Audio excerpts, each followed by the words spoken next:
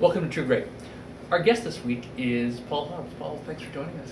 Thank you very much. You've had a long history in the wine industry, but you grew up in New York State. Tell us a little bit about what got you into wine and what led you to California from New York. Well, actually, I grew up in a situation that would be non-conducive to wine drinkers. I was a teetotaling family. And we were a farming family, and I was born in Buffalo and grew up in the northwestern corner of New York on our family farm, third, fourth generation farm. And my mother had made a pact with my father not to have wine or alcoholic beverages at the family table. And I think the first crack in that occurred in 1969 when my father brought home a bottle of wine designed to be served at the family table without my mother's radar detecting it. So that was really an epiphany for me, because I had not really tasted wine up until that time. My father served, it was a winter night in 1969, he served the wine in paper cups, Dixie cups, on a tray to all the family members, and we were many, because I had, at that point, there were 9 siblings, and my parents. And around the table, my father asked us to talk about the liquid, describe it. My mother was the most effusive, describing it as peaches and apricots. Well, finally my father got his courage up and he brought out and revealed what it was. It was a 1962 Chateau Yquem. Not a bad first bottle to be exposed to. I never thought that would be the gateway to a career in wine, but it was really the first experience that led to more interest in wine and more curiosity. So I started reading, and my father wanted to plant vineyards, so he put me in charge of planting vineyards. I was just about to start college, and I began my studies for pre-medical studies at the University of Notre Dame in Indiana.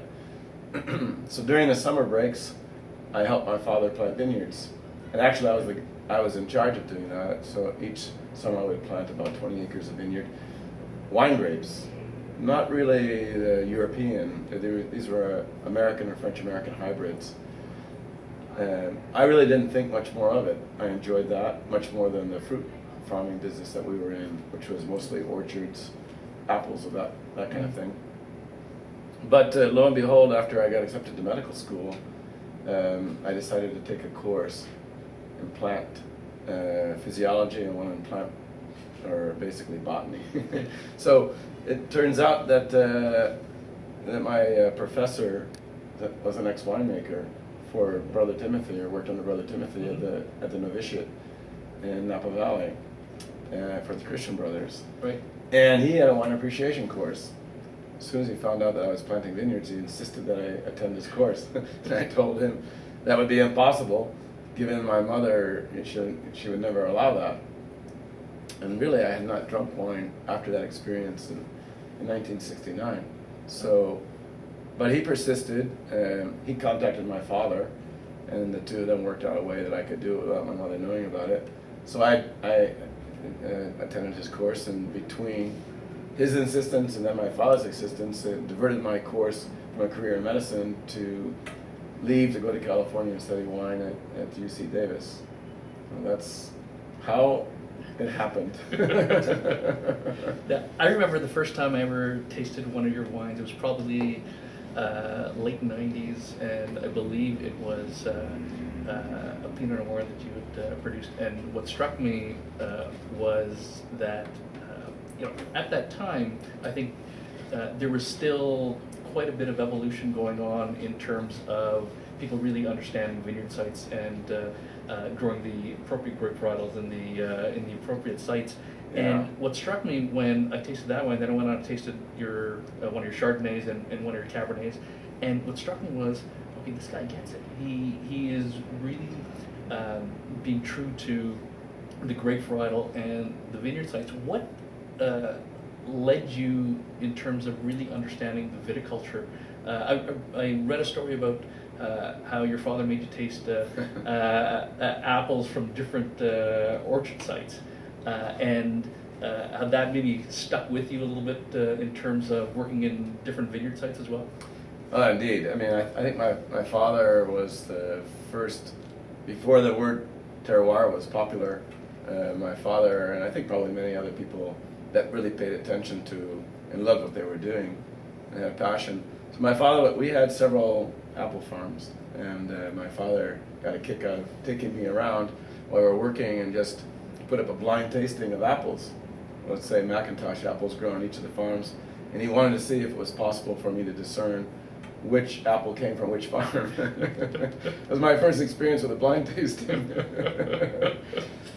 But then later I learned that that was a common practice in France, and it wasn't necessarily wine. It could be cheeses or other produce grown in various parts of France. So the concept of terroir, I guess, is as old as man.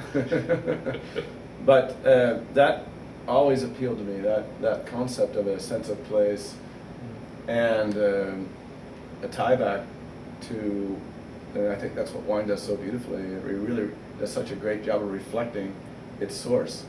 And so the whole environment, which the French word terroir sort of captures this beautifully, is part and parcel of who I am, and I've always tried to be true to that.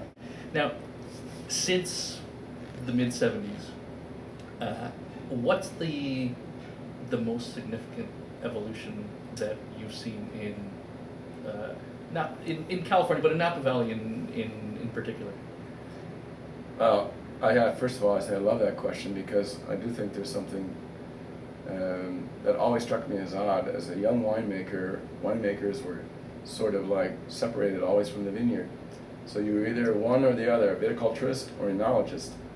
And that frustrated me, because I'm a farmer at heart. Right.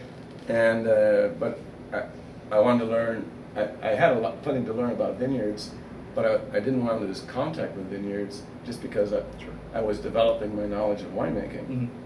And so that was sort of imposed on us, believe it or not, and certainly an anti-European approach.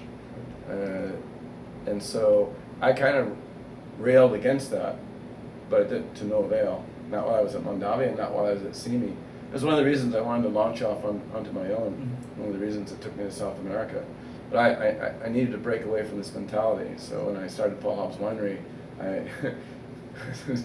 doggone, I'm going to go see my growers. And I think that's a very common philosophy now. Is that I think most wineries, most winemakers understand that you have to have close contact with what's going on in the vineyard in order to make great quality wine, because it all really does start in the vineyard. It does. Tell us a little bit about the Cross Barn Cabernet. Now we're back into to Napa Valley.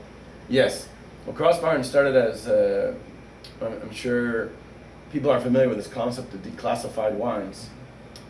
And my situation, Paul Hobbs Winery was started on very little capital investment in a very capital intensive industry. So I had to work with growers. So when I found a grower that had good terroir, a good planting, but maybe had not achieved the level of quality in terms of their viticultural techniques, because I like to farm as organic as possible. I prefer to use the term sustainable farming.